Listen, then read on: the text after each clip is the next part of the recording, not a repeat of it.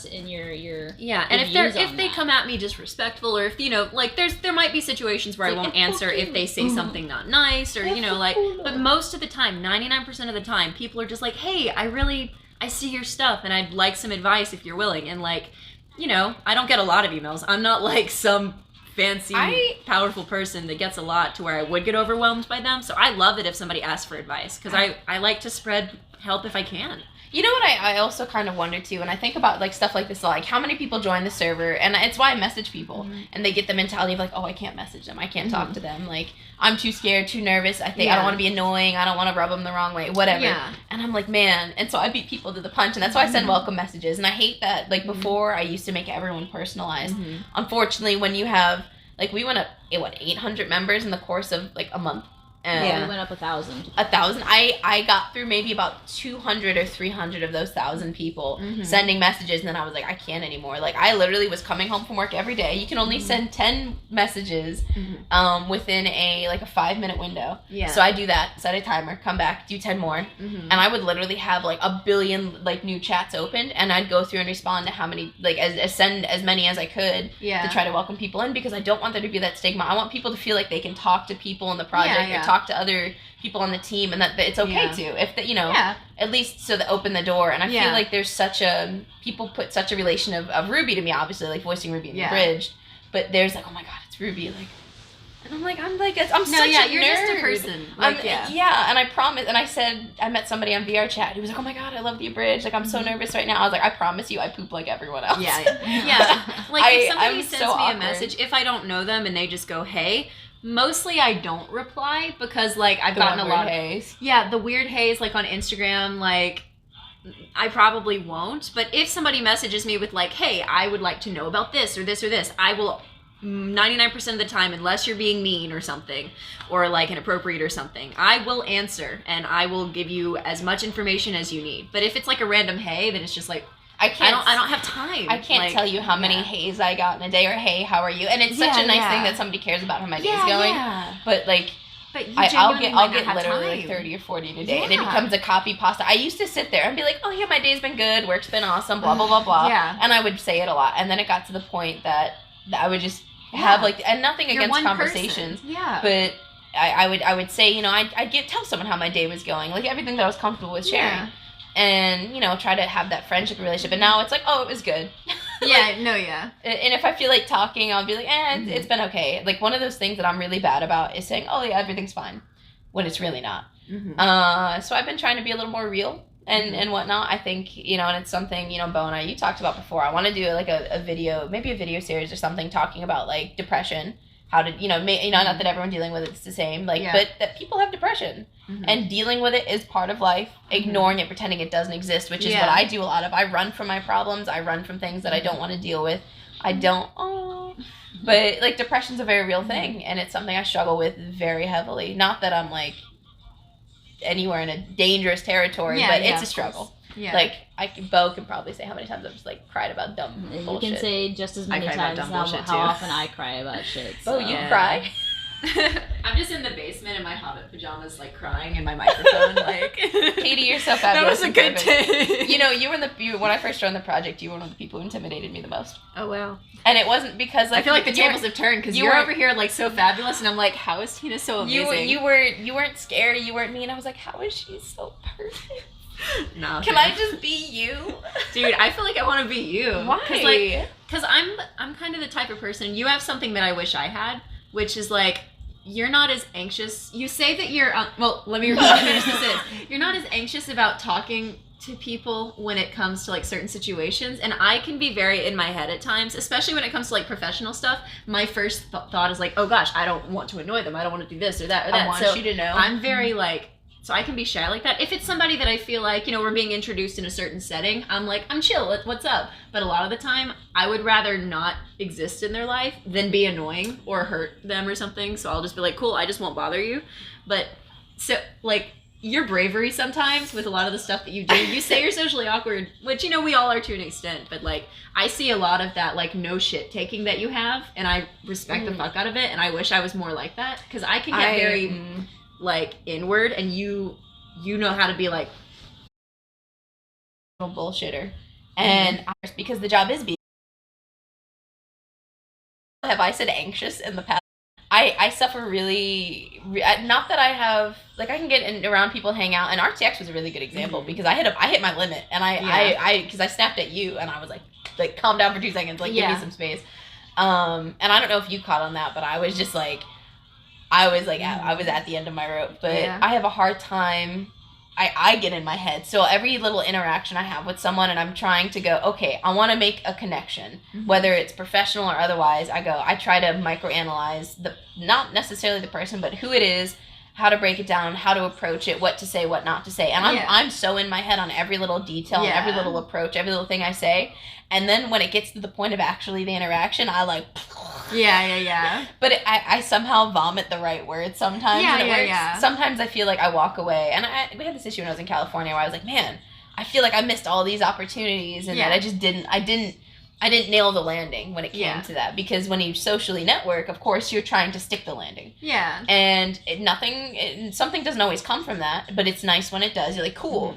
The system worked this time. I was myself, but I was professional at the same time and was able to land this connection or make this friendship or even just, it's all about who you know in the industry. And that's unfortunately, I feel like, that's literally, I feel like 90% of it. It's 90% who you know, 10% your skill. It's all about marketing. That's why I try to take a lot of the stakes off when it comes to that stuff. Like, I focus on, I'm going to do the work and I'm going to have positive experiences with people. If you have a positive experience with somebody, odds are if they see you online or if they see you again, they're going to remember you positively and they're going to want to be around you more. Instead of like trying to be like, you're going to remember me, you're going to get my number now. It's not like, no, we're just going to have a good time. You gotta be chill, you gotta be cool. I think it's treating people like people that makes a difference. That's how I've met so many people over the years. Just be cool to be around, be cool to work with, get your shit in, get it done efficiently, and just be cool. Don't be a dick. And that's how I've made the most progress in whatever. And that's such a valid thing, but like I get so in my head. Every little thing I'm like, oh,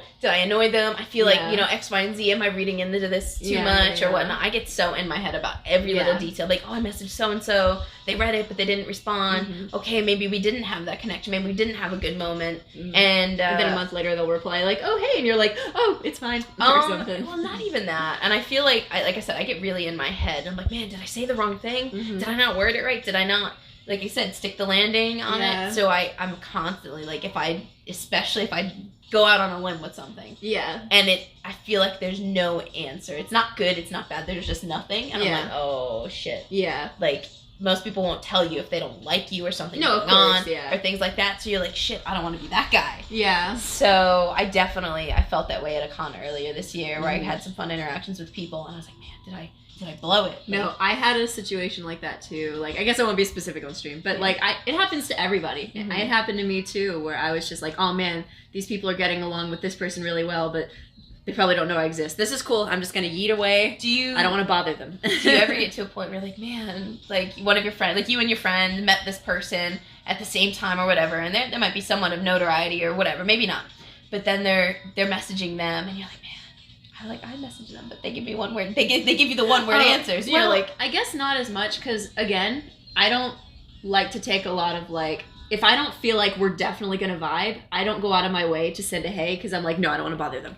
It's probably not unless I get that way. Like I have to get to a certain level of I think they're gonna be cool with me before I would reach out because my default fear is, oh God, I'm going to be annoying.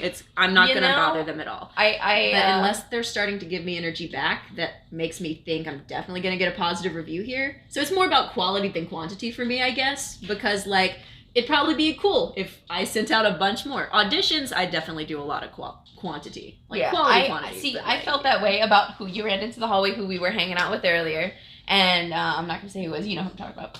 I actually don't remember. That ran into you in the hallway. When you had your luggage. Yeah, that you were being a dragon. Okay, yeah. But so like I felt that way at first, and then we had this moment where they just hit me up and we had this connection, and I was like, cool. And now we're like, I feel like we're buddy buddy, and it's really a surreal thing because at first it was about business, and now I feel like it's really personable, and it makes the relationship that much more rewarding.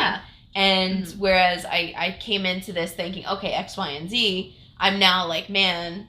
Like, I'm more excited for points of those interactions than some of the other things. And it's kind of like, man, it's really awesome to feel like you have a friend and someone that you didn't think you'd have a friend in either. Yeah. Okay. And nothing against the person, but you're like, cool, I never expected this to be something that would have developed this way. But it's really nice to have that. One thing that helps me is knowing that you have your whole life to be friends with somebody. You have your whole life to make a connection.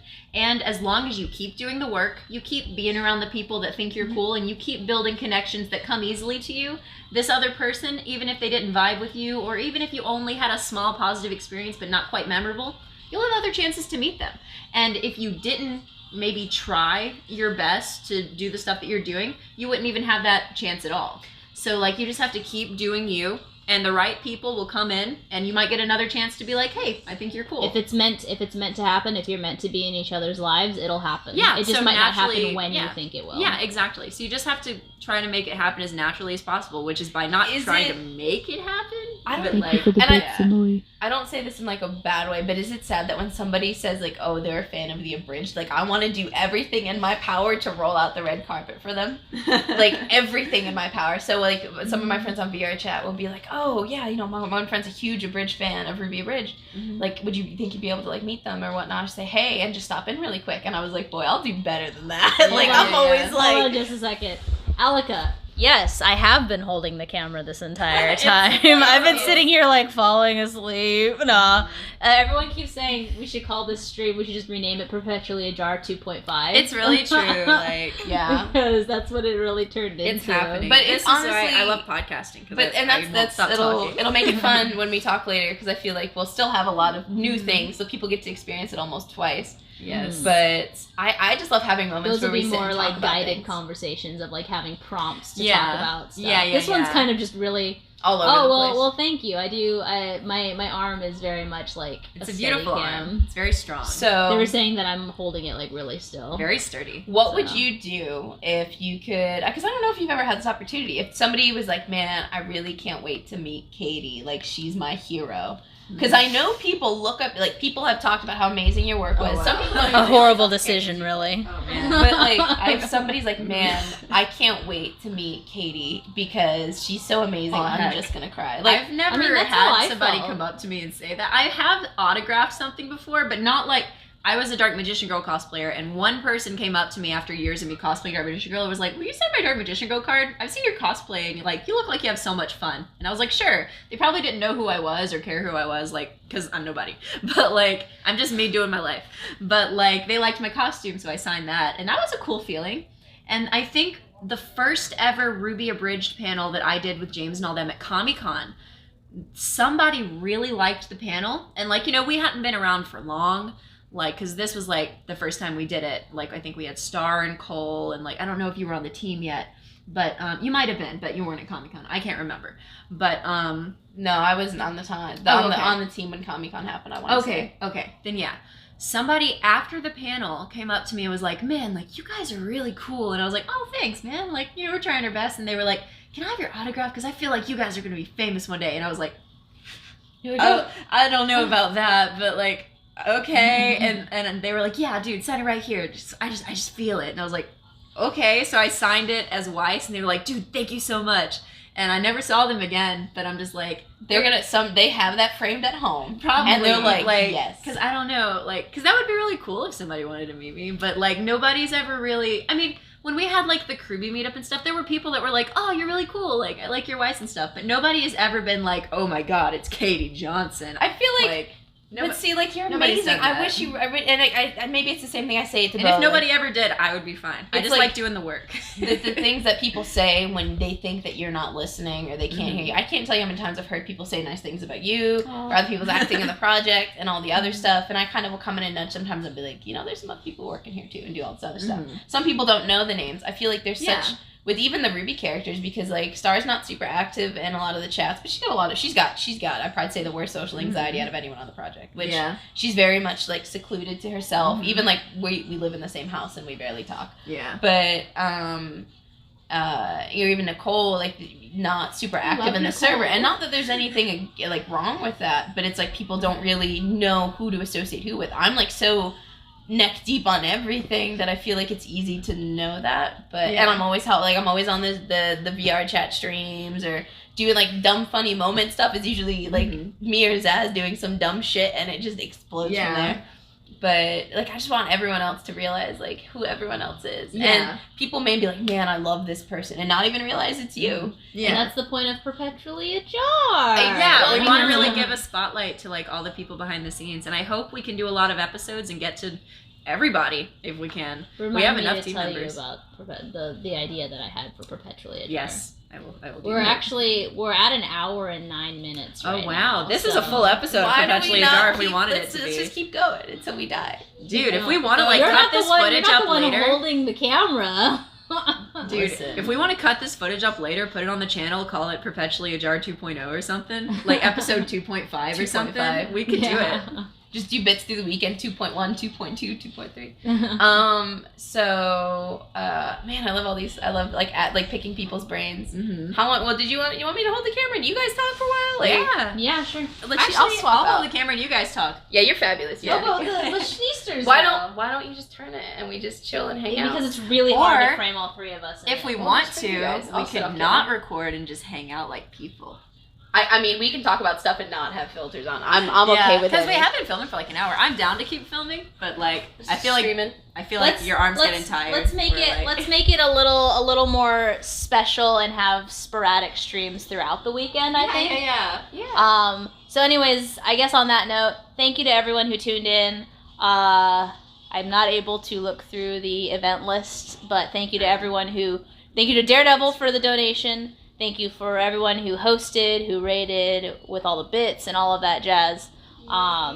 I remember what I wanted to say like a billion years ago, but I can say it the next time. Okay, but we will be streaming again throughout the weekend. Maybe stream on Tina's channel if we can get her set up. Once I have my phone and I can do the verification. Keep an eye out on the Ruby Abridged Twitter because Tina and I have been given permission to take over the Twitter for this weekend. So we'll be posting selfies, we'll be posting a bunch of stuff. If you're cosplaying or if you find us here at DragonCon, come find us. We'll take a picture of you with one of the Schneebucks cups and we'll post it on Twitter, #Schneebucks.